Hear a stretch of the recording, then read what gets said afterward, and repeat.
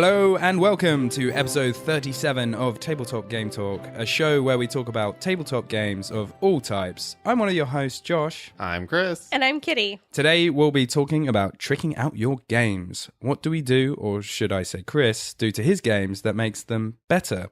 Components, sleeves, rules, anything is on the table and we'll talk about it. But first, a thank you to our Patreon friends of the show, Emil Giljam, Shane Paul, and George. And thank you to all our other patrons as well. Thank you, Josh. Let's see. Welcome, first-time listeners. Welcome back to the rest of you. Today is the day that we'll have drawn the winner of our Santorini contest. I don't know what you said, but it sounded exciting. It seems exciting to me. Yeah. I'm super excited. And I will have you know, this particular winner entered and won. That's kind of redundant, but there was no bonus entry. She had one entry. Oh, wow. Yep. Just rolled the dice one time. Just rolled the dice one time and won. Wow. Also, I do also want to mention that I kept saying that Friday, April 30th was the deadline to this contest.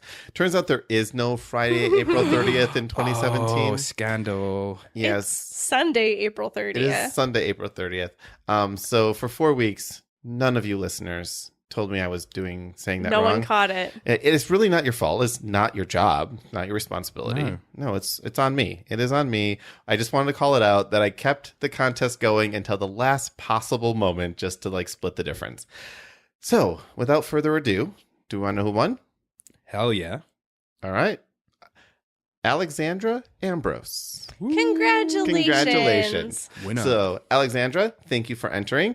Actually, I should probably have what her... I'll get to that in a second. We're going to talk about her answer to the question of what's a casual game you play with, casual gamers. What's a game you play with casual gamers? Mm-hmm. Man, we're off to a great start. Was Forbidden Island and/or Forbidden Desert. So they're kind of the same game. One happens where water is trying to take over the island you're on. One is sand that's covering you up. But the mechanics are fairly similar.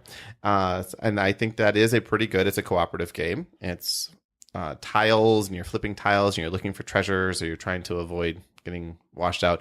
I think Forbidden Desert, you're looking for treasures. Forbidden Island, you're looking for parts to a plane so you can fly off before the island sinks. So... sounds fun. But congratulations, Alexandra. I will be emailing you eventually. But I'm not going to email you until probably Wednesday, which is the day after this drops. So if you hear this before then, you can just email me and be like, hey, here's my address. Send me my stuff. And I will make sure that happens.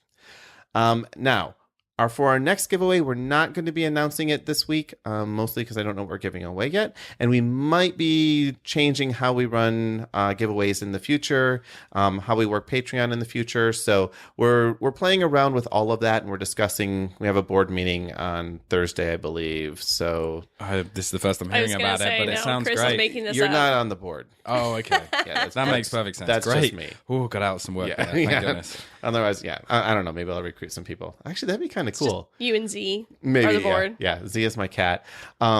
We should get listeners to be on the board of directors for the podcast.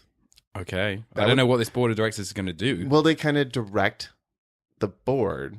Okay. I don't know. Again, we're going off around things. Let's just talk about Kickstarter for a minute, shall we? Hell yeah. 2 Kickstarters I backed today. Not today, but within the last couple days. One Deck Dungeon, Forest of Shadows expansion. So I have One Deck Dungeon. It's basically a solitaire dungeon. I don't want to say dungeon crawl because there's no map to it, but you flip up monsters and you have to fight them, and you have your character and you're trying to you get items and make yourself better and all these types of things. And it's kind of fun. I got the plastic cards, so they feel really cool. So you just play it alone. There isn't you can play it 2-player co-op with out of the box. And if you have 2 boxes, you can play up to 4 players. But it's kind of... It's solitaire for a solo person if you really want to play it that way. And that's kind of why I got it, is so that I can play, I just feel like killing some trolls. I'm going to flip through this deck. So this is the expansion, but it also includes the 1.5 rule set for One Deck Dungeon. So he did some tweaks to the rule set, changed some cards, so that can also be included in the Kickstarter. You should check this out if you like fantasy stuff and you just if you like fantasy or you like solo, if you like fantasy and solo, this is right up your line. Whatever. You're going to like it. Right. And then the other one I backed was Forged Realms. Now, this one is just a tiny little game. It claims that it is the feel of a collectible card game in 10 minutes with only 5 turns, but no collectability. So you get all the cards at once. You play this game in 10 minutes with 5 turns and you see what happens. The art's cool. The idea is interesting to me, and it's relatively cheap. I think it's like in the $15 to $20 range. So I'm like, all right, I'm going to check this out because maybe this is one of those things where you can just, toss it down at, I just need a 2-player game. We're at a restaurant. Let's just fight while we're waiting for the entrees to come. So I did that. Convention season, we talked about that last week. I'm not going to talk about it in every single show, but I will mention we're going to definitely be at Origins. We'll probably be at Gen Con. I'll give you more information as that comes up. And there's a couple more. Looks like we will be part of Gamehole Con this year. Ooh. So, wow. Actually, I don't know that I told you guys that yet. Did. No. Yeah. I mentioned that as a possibility. Okay. So it looks like we will have a table at Gamehole Con, which is a convention in Madison, Wisconsin. It's in the first weekend of November. It'll be literally the week or 2 weeks after I get married. Oh, okay. And the week before my sister gets married. And the week before your sister gets married. And Sydney and I changed our reception date because we're getting married on a ship, and then we're coming back and we're going to do a reception in Chicago afterwards. And we literally moved the date of the reception that we originally had planned because it conflicted with Gamehole Con. Wow. So getting married one weekend, reception the next weekend, Gamehole Con the weekend after that. It's a really cool convention.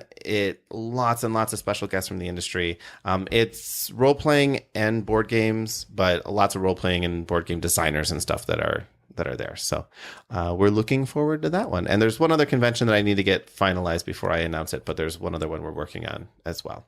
So. All right, let's get to some feedback about our past episodes. And if you have feedback about this or any of our previous episodes, email us at tabletopgametalk@gmail.com or go to our Board Game Geek forums, easily found at tabletopgametalk.com/BGG. And become part of the conversation. All right. I guess I'm starting this one because that's the order I put this in here. Aaron Wan emailed us. He's longtime listener, first time writer.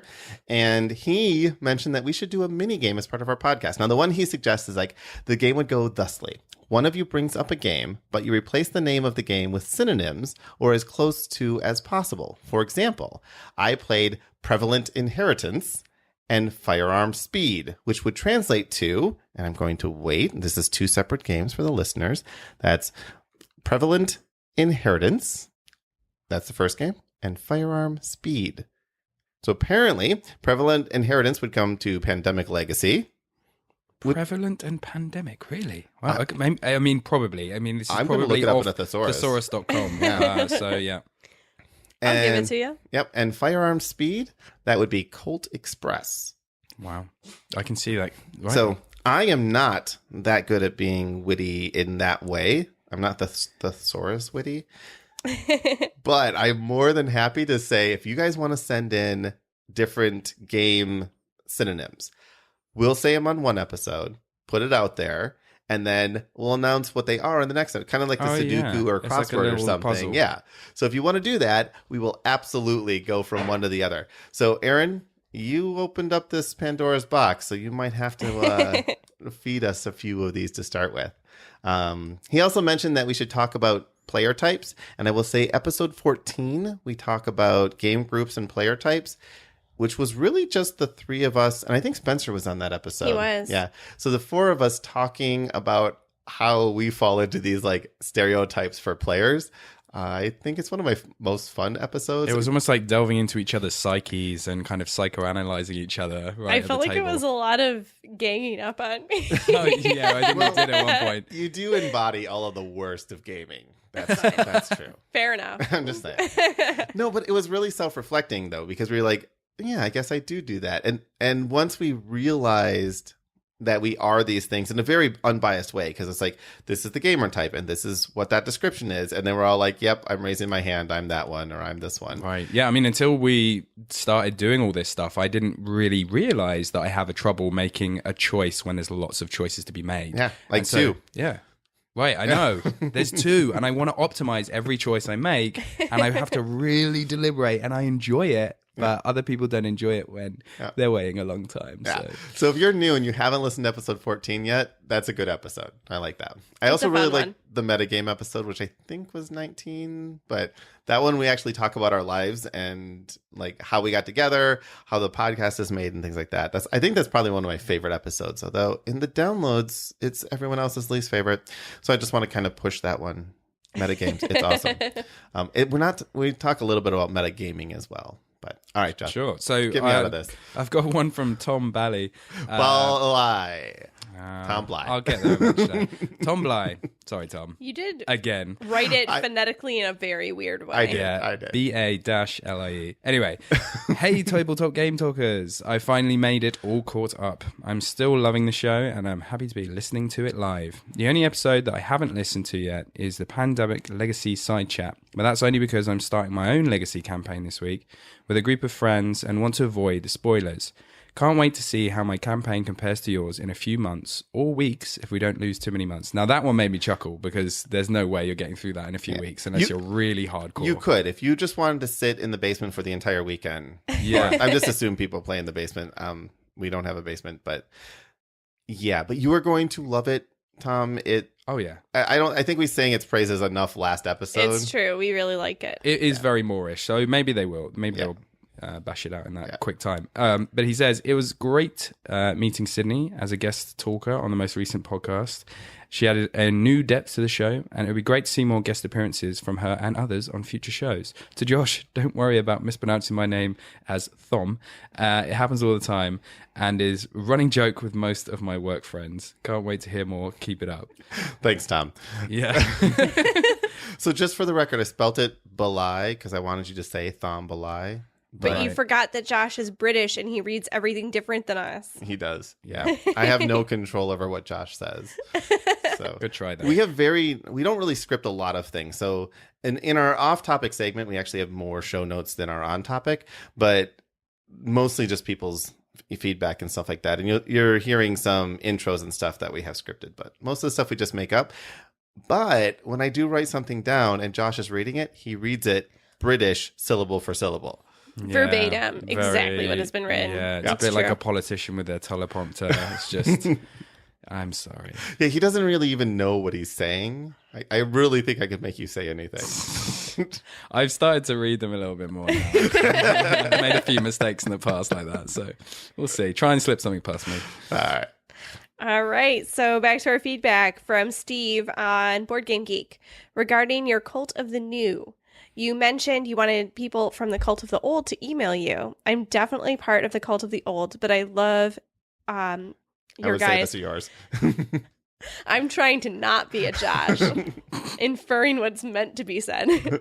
I love your guys' podcast. It's the only one I listen to. Thank you.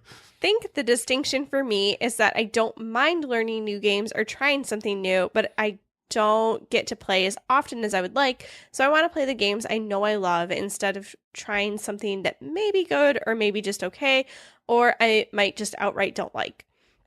I currently have 24 games on my shelf that are mine, and the rest belong to my wife or kids. But those 24 games I will play anytime because I know I will have a great time. Also, I have 5 young kids, so my budget for games is limited. My budget for games that are above their head is very limited. Yeah, I wish I had 24 games that were just like, these will be games I will play at any time. I really want to get to that point. I want to get to the point where like, all right, here's the shelf I will go to and you pick any game on there and I'm in the mood to play that. I'm not there yet. Like, I don't know. Isn't it kind of a personality thing, though? Like, are you ever going to be that person? I mean, maybe you will. Who knows? yeah. Well, I mean, there are certain games. If someone said, hey, let's play Great Western Trail, Right. I would say yes immediately. Right. But that person would also be saying, hey, I want to spend the next 3 hours playing a game with you. Right. Which is fine. Santorini. Want to play Santorini? Fine.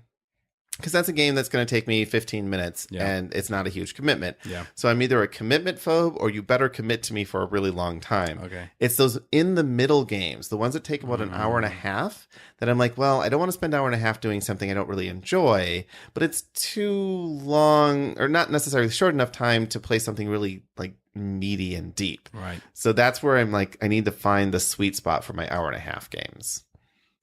I think it would help if I'm just going to go through and take the games off your shelves that I know I like and you don't.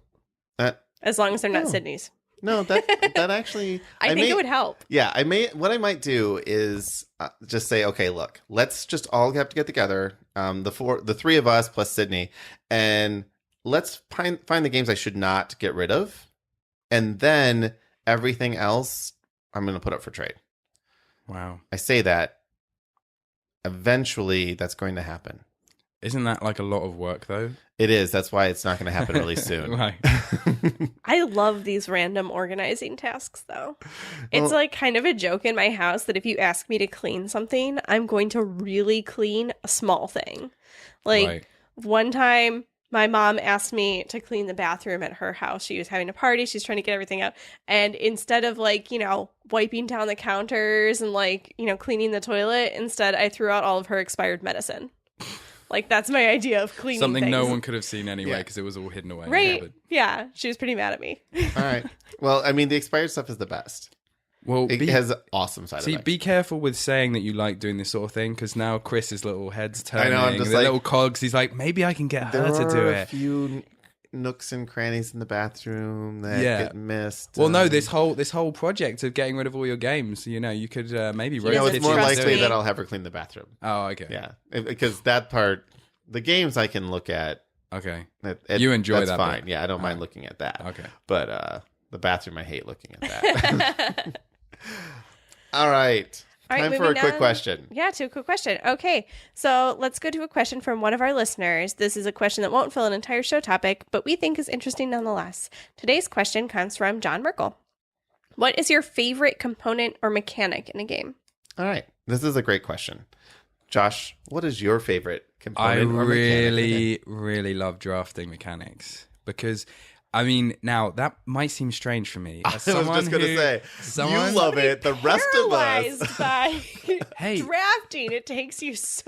Oh my goodness! All right, keep going. Yeah, no, but it's fine. I mean, I get that it's not nice to have to wait a long time for someone, but for me, I really enjoy this deliberation of like, oh, there's all these cool things. It's like going to if you ever played the sort of RPG video games where you go into a town and you want to buy the latest equipment, the latest armor and the swords. That's what it feels like every time I'm drafting. I'm like, oh, I've got these juicy options in front of me and I get to choose from all these. Oh my goodness, there's so many good options. I just can't choose. So yeah, I really enjoy that kind of I'm a kid in a candy shop moment. All right, I like that. What about you, Kitty? I'm not sure. I have I really like tile laying games in general, where you're building a board or building something up. Yeah, it feels kind of like a puzzle game. I think I have more mechanics that I don't like than I do, but I'll throw that one out there as a positive before I start bashing. So what's your favorite? I like anything where there's progression or engine building. Specifically like character progression or making your tableau better as you go throughout the game. I just love the idea of I start one way and I can build up and go in a lot of different directions as I go through. That's my favorite thing. I think that's why I kind of like campaign games and those kind of things a lot. But something like Scythe does a very similar thing where you're kind of building up your progression. I like it probably better when you don't always get to the same spot, which would be anti-Scythe. So Scythe, if you were played long enough, everything would be unlocked, and eventually it's just kind of the order of things that happen. But where you actually have to make meaningful decisions as you go through, I think that's more interesting to me. It's a lot of meaty stuff there. I don't know. I like that. I mean, you can say a lot of other things too. No, actually, I can't really think of any other thing. That's what I really love about it. How it happens doesn't matter.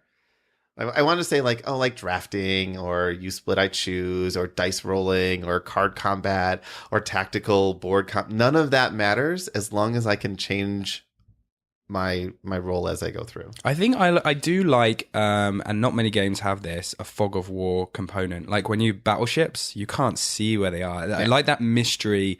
Any mechanic that has some element of mystery that you're going to unravel something. I think sometimes social deduction game has that element because what's being obscured is the people's roles.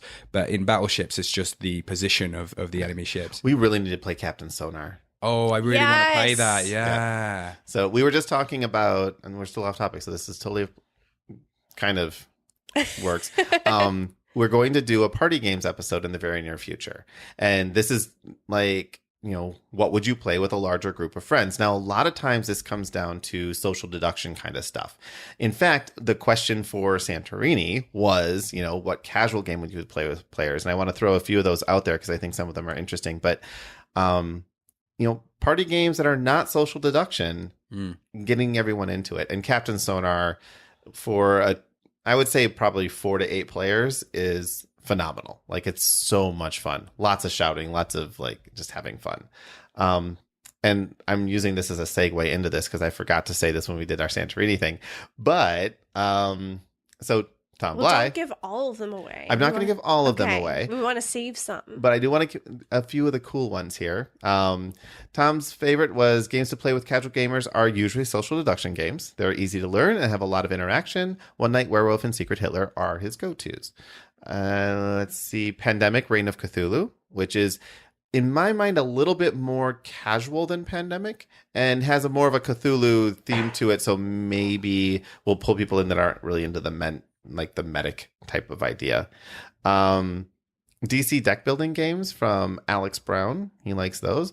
I think deck building games for casual gamers, if that's the level of casual gamer you're with, that's awesome. Yeah, I was going to say, that doesn't sound very casual to me. I was going to say, I'm not sure how casual any of these are except social deduction games. And those are not my favorite. Well, Grant Lovett, he says Codenames. And he just picked up Timelines and it looks promising. Now, Codenames has many different versions you can now play. Codenames, Codename Pictures, Codenames Undercover or After Dark or something like that. Ben Heimowitz says Splendor. He likes that one. I like that one. Becky Nelson, Love Letter, and Telestrations. I know Josh is a big fan of Telestrations. Telestrations is so much fun. So good. Yep. Let's see. I'm really excited for party games. I want to pull out Dicecapades. Ryan Herkey really likes Carcassonne, so he's on your your bandwagon there. Yep, Ryan. Yes, Ryan. Spelled Rhyan. Speaking of names, because Tom's name is spelled Thom, which gives you the thumb.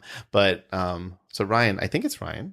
I don't know how else you would say that. Ryan? Wow. Maybe. I'm gonna go with. Feel free to email us with a phonetic pronunciation of your name. That would be awesome.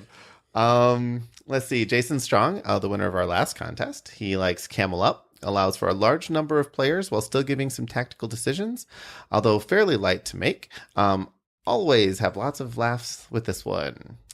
And I'm going to read this one cold because it's a paragraph. I literally have not read this, so we're going to see. Anthony Warp, I hope this is... PG. Tony. Oh, okay. Hey, all right, Tony. so this should be good. Hi, Tony. When we play with casual games, we usually start off with red flags. Fun. Or Cards Against Humanity. Not a huge fan of. I agree. It's a great activity.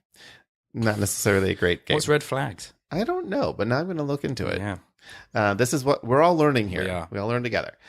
He goes on. These are more party games, but they're usually the only time we are playing with casual gamers. Settlers of Catan, Ticket to Ride usually are our go-to if we want board games that have beginner/casual modes type of thing. Coup and Secret Hitler are fun. Guess depends on the group and their mood. So I was like, I guess it depends on the mood. Secret Hitler. It's a tricky one because of the name, but the game itself is relatively benign to all of that. It's just fascists versus liberals, which also is kind of like, it's like the liberals are the good guys and everyone else are fascists. So either way, however you cut it, that's a politically sensitive game. Tabletop Game Talk makes no representation or something or other of any kind of thing, and don't yell at us. Good I disclaimer. like that little legal voice you just used there. It was like the end of a commercial. Yeah. Just saying. So thanks everyone for entering, and thank you all for your casual game suggestions. We're going to do an entire episode on party games, which will be kind of casual games for larger groups. So, and that is enough of that. Let's go talk about something more interesting, shall we?